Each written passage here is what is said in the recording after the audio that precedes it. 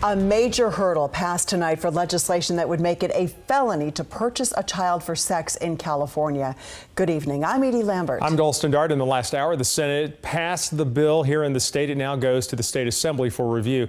It's Senate Bill 1414. It would make it a felony to buy a minor for sex. Capitol correspondent Ashley Zavala has been following all of the developments here. She's live at the state capitol where this just came down, Ash. Yeah, Golston and Edie, as you both mentioned, this attempts to make the purchase or solicitation of a minor in California a felony instead of what it is right now, which is a misdemeanor. This is attempting to go after the consumers of the child sex trafficking industry. Now, as you both mentioned, the state Senate unanimously passed this measure, but some state senators on both sides of the aisle expressed that they have serious issues with some changes that were forced into the bill by the Senate Public Safety Committee earlier this year.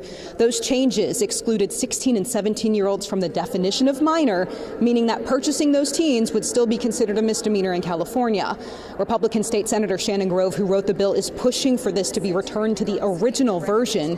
We should note there were several mentions of our KCRA documentary Escaping the Blade on the floor tonight and several supportive comments for this bill. Now, Democratic Stockton State Senator Susan Eggman said she supports the bill and even went as far as questioning her own party over all of this. As a mental health professional and as a social worker, I can tell you I've spent my entire career working with people who have been wounded. I'm not going to say beyond repair, but they have been wounded to their core by the abuse that's been heaped on them, oftentimes by those that they love and look to protect them.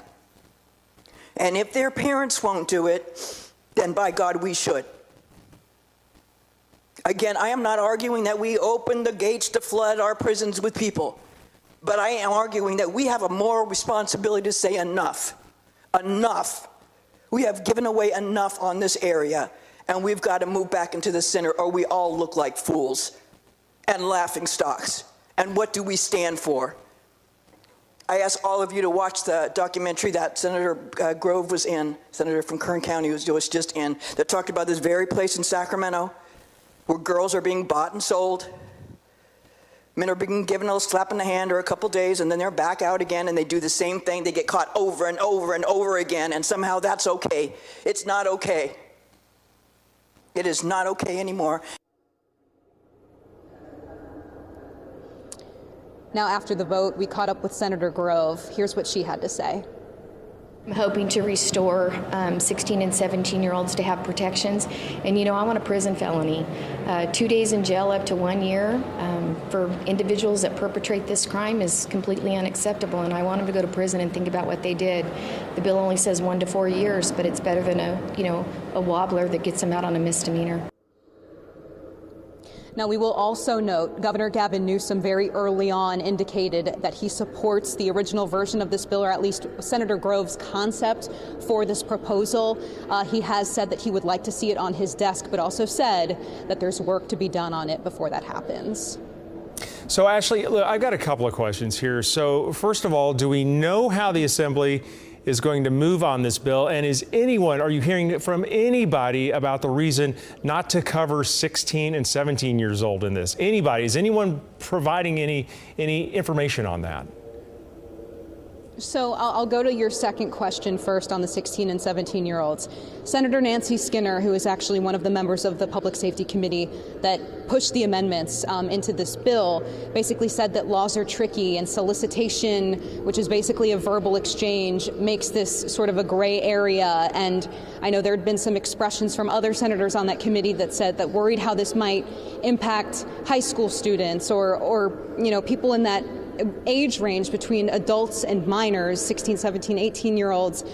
So that has been part of their justification behind those changes.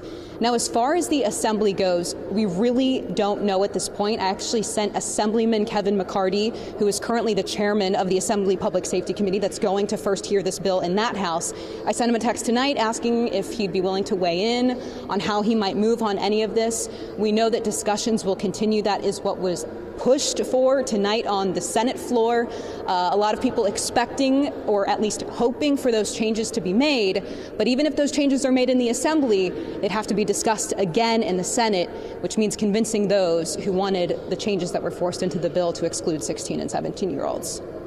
Well, Ashley, at the beginning of this process, you know, a lot of people were not focused on this, and now there is so much attention on this issue, on these bills, and we know that the lawmakers who are now making these decisions are very aware of that. So we'll see what they do in these days ahead as they have to make a vote one way or another. Thank you.